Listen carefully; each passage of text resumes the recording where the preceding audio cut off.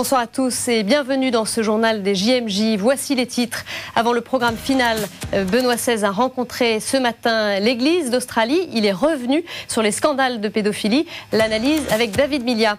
Le soir, Benoît XVI a retrouvé les jeunes pour la veillée des JMJ à l'hippodrome de Randwick. Et puis nous retrouverons dans ce journal les reportages de nos correspondants à Sydney, mais aussi à Paray-le-Monial et à Lourdes.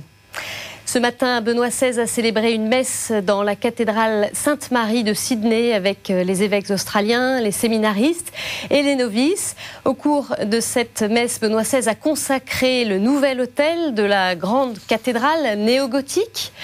Il a aussi encouragé les jeunes religieux et les séminaristes à s'engager avec sincérité et sérieux dans la discipline et dans l'esprit de leur formation.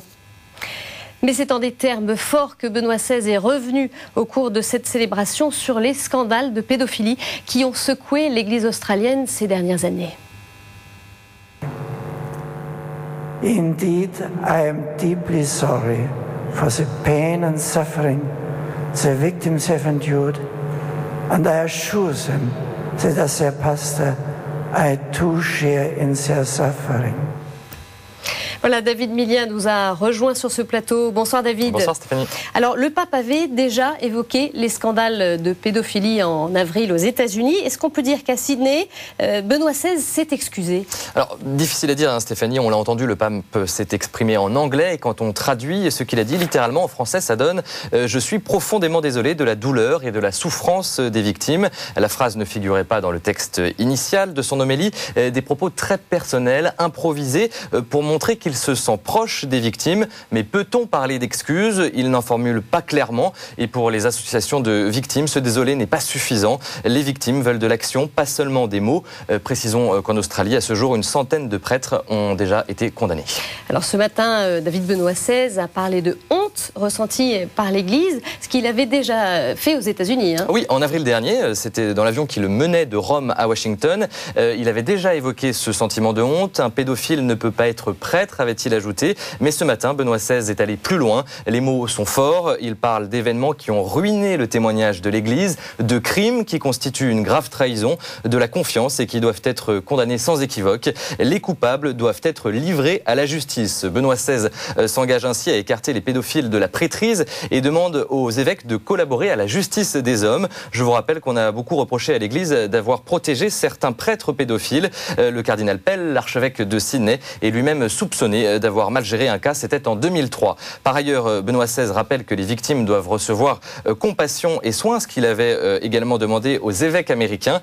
Par contre, aux États-Unis, il avait rencontré plusieurs victimes de prêtres pédophiles, une rencontre inédite et improvisée, ce qu'il n'a pas fait en Australie. Alors qu'est-ce que Benoît XVI a dit d'autre à cette église australienne lors de cette messe? Eh bien, Stéphanie, cette lourde parenthèse sur la question des abus sexuels est à l'image du discours qu'il a tenu à ce clergé australien. Un discours vrai et exigeant. Il a rappelé aux prêtres et aux évêques qu'ils étaient consacrés et donc destinés au service de Dieu. Le pape a insisté sur la difficulté de leur mission dans un monde sécularisé où Dieu est cantonné à la sphère privée. Au nom de la liberté et de l'autonomie humaine, le nom de Dieu est passé sous silence et c'est l'un des grands thèmes de ses interventions depuis le début de son pontificat. Enfin, il a demandé aux séminaristes de s'engager avec sincérité et sérieux. N'oubliez jamais que la chasteté pour le royaume signifie choisir une vie totalement dédiée à l'amour. Merci David. On revient sur le programme officiel de ces JMJ de Sydney. C'est à l'hippodrome de Randwick, le plus grand champ de course hippique du pays, que Benoît XVI a donné rendez-vous aux 200 000 jeunes pour la veillée des JMJ. Une femme aborigène a ouvert le rassemblement en s'agenouillant devant le pape qui a allumé la flamme de sa bougie. Pendant la vigile, 7 jeunes ont témoigné sur l'Esprit Saint et les saints patrons des JMJ. Les 24 jeunes qui recevront demain le sacrement de la confirmation ont également été présentés à Benoît XVI. Le pape s'est ensuite recueilli plusieurs minutes devant le Saint-Sacrement géant exposé sur l'immense podium rouge avant de bénir la foule. L'Esprit Saint, thème de ces JMJ, était au cœur du message de Benoît XVI aux jeunes. Dans un monde divisé et fragmenté, le pape les a invités à accueillir l'Esprit Saint, source d'unité. Benoît XVI a aussi dénoncé le relativisme et la folie de la mentalité consumériste. Ce discours a visiblement séduit les jeunes qui ont longuement applaudi le Saint-Père. On retrouve à présent notre envoyé spécial à Sydney, Thomas Valu. Il revient après cette veillée avec le Père Denis Metzinger sur le sens du message du pape aux jeunes. Bonsoir. Aujourd'hui, c'était le début du week-end tant attendu. Ce matin, les 200 000 jeunes des JMJ sont partis en pèlerinage, quittant la ville de Sydney, la traversant à pied pendant 9 km pour aller rejoindre le champ de course Randwick, où il y a eu d'abord une grande fête complètement festive, musique. Et puis quand le Saint-Père est arrivé, là, les jeunes ont été à l'écoute, sont vraiment rentrés dans la prière. Alors, Père Denis Metzinger, le message du Saint-Père a été vraiment important, une catéchèse sur l'Esprit Saint et un appel, non pas à l'unité, mais à l'unification de l'Église, de la personne. Encore une fois, le Saint-Père s'est montré pédagogique et pendant 3 jours, par les catéchèses, les jeunes, ont été appelés à essayer de comprendre qui est l'Esprit Saint, et le pape a clairement posé la question. Qui est-il? Et pour cela, il s'est appuyé sur l'expérience des recherches de Saint-Augustin. Et la conclusion vers laquelle le pape a conduit toute la jeunesse rassemblée, c'était de dire que l'Esprit Saint, don de Dieu, permet d'unifier la personne. Nous sommes tous dispersés. Pendant que je vous parle, je pense à autre chose. Pendant que vous me regardez, vous pensez à autre chose. Et bien précisément, nous avons besoin d'être unifiés en Dieu. Et ça, c'est le plus beau don que nous pouvons recevoir pour nous-mêmes, pour les autres, pour le monde. Alors c'est l'unification, être unifié dans sa vie, et puis aussi le Saint-Père a parlé par exemple de l'unité, de l'unification de l'Église. Tout ça, c'est un petit peu la même chose, non?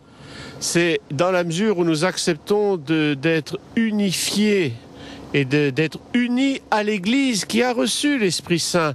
Alors nous ne courons pas le risque d'être chacun pour soi, comme l'a dit le pape, d'être enfermés dans notre petite paroisse, dans notre petite communauté, en disant que nous sommes les meilleurs, etc., et que l'Église institutionnelle serait trop rigide. Non, c'est l'Église qui porte le don de l'Esprit, et c'est unifié par l'Église, qu'alors nous répondons à ce que Dieu nous demande, qu'alors nous avons la force promise par Jésus à ses disciples. Merci Père. Ils étaient 200 000 à la veillée ce soir. Demain, à la messe, 500 000 personnes sont attendues. Bonne nuit. Oui, justement, on parle de nuit après la veillée. Le pape a regagné la maison épiscopale Sainte-Marie à Sydney pour y passer la nuit. De leur côté, et malgré le froid hivernal, il faisait autour de 8 degrés. Des milliers de jeunes ont passé la nuit, eux, à la Belle Étoile, à l'hippodrome de Randwick, où s'est tenue une adoration eucharistique. Les jeunes avaient parcouru environ 6 km à pied pour arriver à l'hippodrome de Randwick dans l'après-midi. Le pont traversant la baie avait d'ailleurs été fermé à la circulation des voitures, et ce pour la 4e fois de son histoire. Alors quelle était l'ambiance de ce pèlerinage? Sur place, notre correspondant Jean-Guillaume Charrier. Bonjour à tous, c'est depuis le Sydney Harbour Bridge que nous vous retrouvons aujourd'hui. Sous nos pieds, 134 mètres plus bas, la célèbre baie de Sydney. Sydney, une ville en pleine ébullition depuis ce matin. En effet, comme vous pouvez le constater autour de moi, ce sont des centaines de milliers de pèlerins qui affluent en direction du Randwick Racecourse, c'est-à-dire l'hippodrome où sera célébrée ce soir la veillée, où se déroulera ce soir la veillée, et où sera célébrée demain matin la messe de clôture de ces JMJ. Randwick, l'hippodrome, on y part d'ailleurs tout de suite. Eh bien, comme promis, nous y voilà. Nous sommes au Royal Randwick Racecourse, l'hippodrome de la ville de Sydney. Alors, comme les milliers de pèlerins que vous avez vus ce matin sur le Harbour Bridge, le pont qui enjambe la baie, nous avons fait un bond de 6 km à l'est de la ville pour nous retrouver au cœur de cet hippodrome. Alors, pourquoi un hippodrome? Eh bien, c'est le seul lieu qui permettait, tenez-vous bien, d'accueillir plus de 500 000 pèlerins venus des 4 coins de la planète. Ils sont rassemblés pour partager partager un moment de prière, un moment de communion, un immense moment de fraternisation. Des pèlerins qui vont ensuite rester sur place, dormir ici, passer la nuit au cœur de l'hippodrome en attendant la messe de clôture qui se déroulera ici demain matin. Ils vont donc dormir à la fraîche. Les nuits à Sydney, il fait parfois 5 degrés la nuit. Les pèlerins seront donc sans doute très contents d'utiliser leur couverture de survie qui est fournie dans le sac de pèlerin. Souvenez-vous, on vous l'avait présenté au début de la semaine. Froid dans leur corps, mais chaud dans leur cœur, ce sera sans doute la devise de ce soir. Alors quelques mots peut-être un petit peu plus légers sur le lieu, sur l'hippodrome. 3 petites anecdotes. Tout d'abord, l'inauguration ici en 1973, un concert mythique, c'était les Rolling Stones. Un petit peu plus tard, c'était en l'an 2000, un film culte pour certains s'est tourné ici, c'était Mission Impossible 2. Derrière nous, souvenez-vous la fameuse course-poursuite avec Tom Cruise, c'était ici. Enfin, un dernier mot économique, sachez que le gouvernement fédéral australien s'est vu obligé par la Cour suprême de verser 40 millions de dollars à l'industrie de la course, des courses hippiques, pardon, pour les dédommager de l'occupation de l'hippodrome par les pèlerins. Revenons pour conclure au JMJ, la messe de demain matin ici, avec Benoît XVI, eh bien ce sera la 3e messe célébrée par un pape, ici, après Paul VI et Jean-Paul II. Benoît XVI sera donc le 3e pape à célébrer une messe au cœur de l'hippodrome de Randwick. Et oui, un hippodrome à la taille de ces JMJ, puisque pour cette messe de clôture demain, 500 000 pèlerins sont en effet attendus. J11, nous retrouvons comme chaque jour nos 50 JMJistes suivis par Guillaume Roubert, notre envoyé spécial et pèlerin. Hier, ils ont médité aux côtés des jeunes de Sydney le chemin de croix de ces JMJ. Aujourd'hui, vendredi, nous participons au grand chemin de croix qui se fait à travers la ville. Nous le suivrons au domaine, un parc tout proche de la cathédrale, où le chemin débutera en présence de Benoît XVI. Première surprise, nous ne marcherons pas, nous resterons assis sur la 2e station et nous verrons le reste via les écrans géants. Des contingences matérielles qui pour nous n'enlèvent rien au sens de la démarche. Ça nous rappelle le Vendredi Saint et en plus comme on le fait avec Benoît XVI, c'est encore plus important pour nous, vu que c'est quand même lui qui nous a invités au JMJ. Vu qu'on est beaucoup, on ne va pas pouvoir suivre toutes les stations, donc on va avoir un petit chemin de croix, on va dire. Mais on va essayer de le vivre dans notre cœur. C'est une chance, je pense, de pouvoir être à Sydney surtout et d'être avec tout le monde, d'être avec toute l'équipe. La 2e station, c'est celle de l'agonie de Jésus dans le jardin de Gethsémani. Pour Pierre-Yves, c'est l'occasion d'une rencontre plus personnelle, plus intime avec le Christ. Peut-être c'est une des parties qui sera un peu moins joyeuse, mais qui sera aussi plus profonde. Donc voilà, je pense que c'est rappeler à tous ces jeunes que le Christ est mort jeune, lui aussi, et il est mort pour nous. Et il a souffert pour nous et que maintenant il faut suivre son chemin et l'accompagner. L'esprit reste joyeux et potache en attendant. Skippy fait d'ailleurs un succès auprès des Néo-Zélandaises et marque aussi par la même occasion. De l'ambiance de fête, nous passons en mode recueilli avec l'arrivée de la croix. C'est ça le savant dosage des JMJ. Les Australiens ont choisi de faire un chemin de croix plutôt réaliste et de faire mimer les 14 stations par des comédiens. Nous regardons attentivement, mais nous apprécions diversement ce choix, chacun selon nos sensibilités.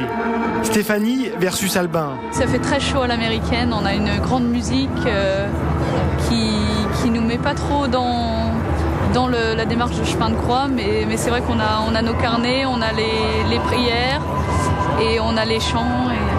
On essaye de suivre tant bien que mal. Ça permet vraiment de rentrer, de s'imprégner en voyant sur écran géant. Donc le Christ, par exemple, ici à l'écran, on a le Christ lié, entouré par les soldats romains. C'est une aide, c'est vraiment un support visuel qui permet d'entrer sous une modalité propre qu'on ne connaît pas trop, donc on n'a pas trop l'expérience en France, mais qui aide vraiment par ce spectacle grandeur nature. C'est un spectacle vraiment spirituel qui aide vraiment à prier, qui est un support de prière. Nous regardons le reste du chemin sur les écrans géants. Le recueillement est là. Et dans les pas de Jésus, cet après-midi, nous avons chacun avancé un peu plus dans notre cheminement spirituel. Et Skippy est bien sûr la mascotte du groupe de Français de Sydney. On revient en France où ont lieu des JMJ à la française. À Paray-le-Monial, les 2000 jeunes en communion avec ceux de Sydney ont vécu hier l'un des temps forts de leur session. Le reportage de notre envoyé spécial François Lespès. Hier soir, à Paray-le-Monial, les jeunes ont été invités à découvrir comment la croix du Christ nous sauve lors d'une grande procession suivie d'une adoration dans la prairie.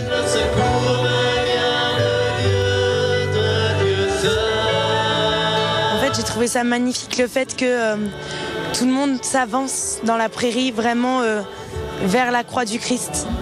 C'est une veillée super calme en fait. Et vraiment, Jésus est passé dans les rangs avec l'Eucharistie. Déjà la croix et après la résurrection dans l'Eucharistie. Et on a vraiment, pour moi, j'ai vraiment vécu ce passage de la mort à la vie.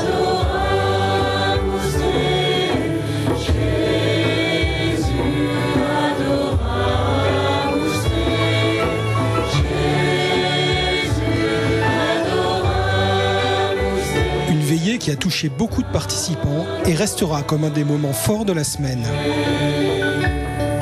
Ce matin, le père Paul Dollier a repris la catéchèse de Benoît XVI pour exhorter les jeunes à devenir des témoins du Christ dans le monde. Le message, c'est vous allez recevoir une force et vous serez mes témoins. Et donc j'ai tenu à montrer comment l'Église était missionnaire dans son essence. L'Église n'est pas l'Église si elle n'est pas missionnaire. Il faut que les jeunes comprennent, c'est ce que j'ai essayé de faire, qu'ils comprennent qu'ils sont appelés aussi à être missionnaires. Comme je dis toujours aux jeunes, je voudrais que cette année, vous passiez d'une activité missionnaire à une conscience missionnaire. Aujourd'hui, dans mon travail, à qui je peux rejoindre, à qui je peux parler de Dieu. L'Église, c'est ça. Sinon, on fait de l'évangélisation quelque chose de réservé au clergé et c'est pas juste du tout. Aujourd'hui, c'était aussi la grande messe d'envoi pour les volontaires de l'ONG Fidesco, présidée par Monseigneur Guédon, l'ancien recteur de Paray-le-Monial. Ces volontaires donnent 2 ans de leur vie pour servir les plus pauvres aux 4 coins du monde. Suzanne et Angèle, nous partons dans une favela à Salvador de Bahia au Brésil pour faire du soutien scolaire. Raphaël, je pars à Madagascar pour enseigner le français. Frédéric, je pars au Pérou comme médecin. Au cours de cette messe, toute l'Assemblée est invitée à prier pour ces missionnaires. Ce soir, une centaine de jeunes supplémentaires est attendue pour la grande veillée, en communion avec tous les jeunes des JMJ de Sydney. Et puis à Lourdes, où l'on célèbre les 150 ans des apparitions de la Vierge, les mini-JMJ sont en lien étroit avec l'année jubilaire. L'occasion pour les 2000 jeunes venus du monde entier de parcourir le chemin du jubilé. C'est un reportage de Frédéric Jakovlev. Ouais, c'est carrément c'est l'opposé. Ouais. Ils étaient un peu perdus, nos JMJistes, ce matin. Plus à l'aise dans le sanctuaire, cette fois c'est dans les rues de Lourdes qu'ils avaient rendez-vous pour une catéchèse un peu particulière. Une catéchèse basée sur les grandes étapes de la vie de Bernadette. Toute la matinée, ces jeunes Toulonnais et leurs guides se sont donc glissés dans les pas de la petite bergère. Car depuis le début de la semaine, ces JMJ se conjuguent avec le jubilé des apparitions. Première étape de ce chemin qui en compte 4, l'église paroissiale. La même où Bernadette a reçu le baptême. L'intérêt de ce chemin du jubilé, c'est de refaire les étapes principales de la vie de Bernadette, qui signifie comment l'évangile s'est incarné dans sa propre vie. Voilà, et le passage au fond baptismaux, c'est l'acte d'entrée de cette démarche-là, de cet itinéraire-là. Deuxième étape de ce chemin du jubilé, celui qui a le plus impressionné nos jeunes, le cachot. La famille Soubirous a vécu plusieurs années dans cette petite pièce de 4 mètres sur 3. Bernadette avait alors 14 ans, à peu près l'âge de ces jeunes Toulonnais. La pauvreté, la simplicité. On peut vivre dans un lieu si petit. Ils étaient vraiment très pauvres, donc c'est assez fort de se dire qu'une famille de 4 enfants et 2 parents de vivre dans un endroit si petit, il fallait vraiment avoir la foi et être courageux et fort. Merci. À chaque étape de ce chemin, les pèlerins reçoivent un autocollant représentant leur passage. La route vers le paradis, puisque Benoît XVI a décidé d'accorder aux pèlerins l'indulgence plénière dès lors qu'ils ont effectué au moins une des étapes de ce pèlerinage. Une indulgence spéciale à l'occasion du 150e anniversaire des apparitions de Lourdes. Cet après-midi, pour les jeunes de Toulon, c'est quartier libre. Ils pourront assister à des concerts comme celui qui a lieu derrière nous en ce moment. À 17h, ils ont rendez-vous pour la procession eucharistique. Et puis ce soir, à 21h, ils vont se retrouver pour la retransmission de la veillée de Sydney. Ils vont donc pouvoir vivre cette veillée de Sydney en communion avec les jeunes en Australie. J'ajoute également que ces jeunes réunis à Lourdes pourront suivre donc cette messe de clôture des JMJ de Sydney. Ce sera en différé demain, suivi d'une messe internationale dans la prairie et des sanctuaires, marquant la fin de ces mini-JMJ. Alors avant de nous quitter, sachez que vous pourrez suivre en direct tout à l'heure autour d'1h35 du matin, heure française, la messe de clôture des 23e JMJ de Sydney. Une messe commentée par Thomas Valu et le père Denis Metzinger. Sachez également que vous pouvez retrouver l'ensemble des programmes de ces JMJ sur notre site internet à l'adresse ktotv.com.